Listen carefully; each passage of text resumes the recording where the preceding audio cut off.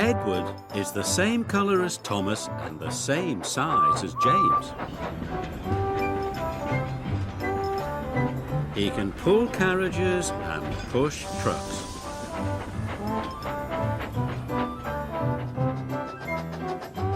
And he often works as a back engine.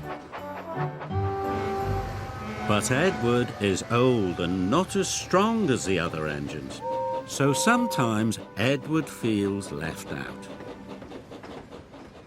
The Duke and Duchess of Boxford came to visit their new summer house.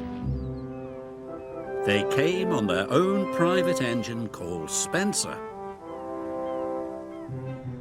Spencer is big and silver and very fast. When Spencer pulled into Knapford, his driver had exciting news for him. "You have beaten Gordon's record," he said. "Of course," boasted Spencer. "I'm faster and finer than all the engines on Sodor put together." The Fat Controller's engines were very cross. "Spencer's just a big silver show-off," sniffed Gordon, and everyone agreed. The Fat Controller spoke to the engines.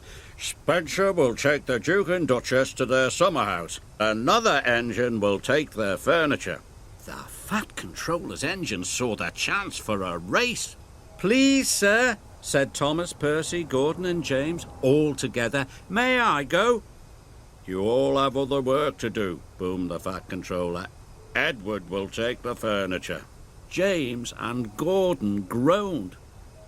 "Fancy sending a back engine to do an express engine's job," sniffed Gordon.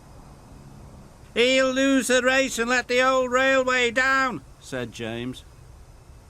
Thomas and Percy were cross. Edward was their friend. "Spencer has a bigger boiler," said Thomas, "but that just means more hot air." "And on his steam he can beat a pouty puffer any day," added Percy. Edward set off, slow and steady. "Will do my best, will do my best," he puffed.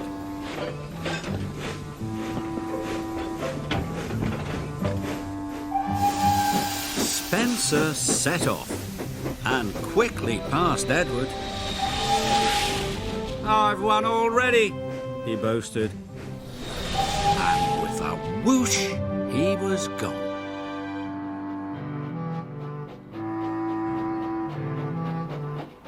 Edward came to the bottom of a steep hill. The freight was heavy and he felt very tired.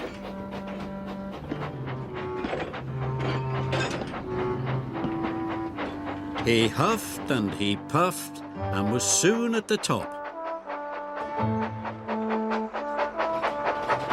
He could see Spencer in the distance and set chase at once. Edward raced down the hill. Spencer stopped at Wellsworth Station. The Duke and Duchess wanted to buy some tea and cakes from the refreshment lady. Edward teetered into view. "Hurry up, old boy," laughed Spencer. "Can't have you finishing too far behind me." Edward wished he could have a rest too. But the station master and the porters had heard about the race. "Hooray for Edward!" they cheered. Edward picked up steam and proudly puffed past Spencer. But then the Duke and Duchess finished their tea, and Spencer was off in a flash. He roared past Edward. "Fastest and best," he chirruped. Edward was nearly out of puff. The furniture felt heavier than ever.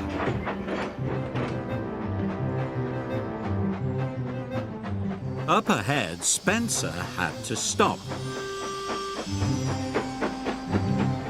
The Duke wanted to take some photographs of the countryside. The Duke set up his camera. Spencer closed his eyes. "Nothing to worry about," he said lazily.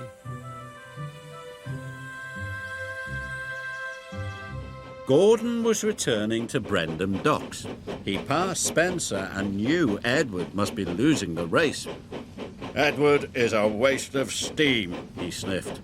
But when Gordon passed Edward and saw how hard he was trying, he felt bad about what he had said.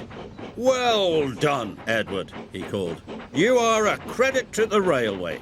Edward was so happy his boiler tingled. He found puff he never knew he had.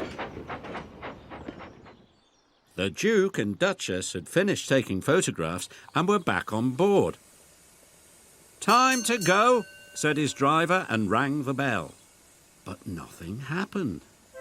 Spencer was dreaming of victory. He didn't hear the bell. And he didn't hear Edward puffing past him. Spencer's driver rang the bell again.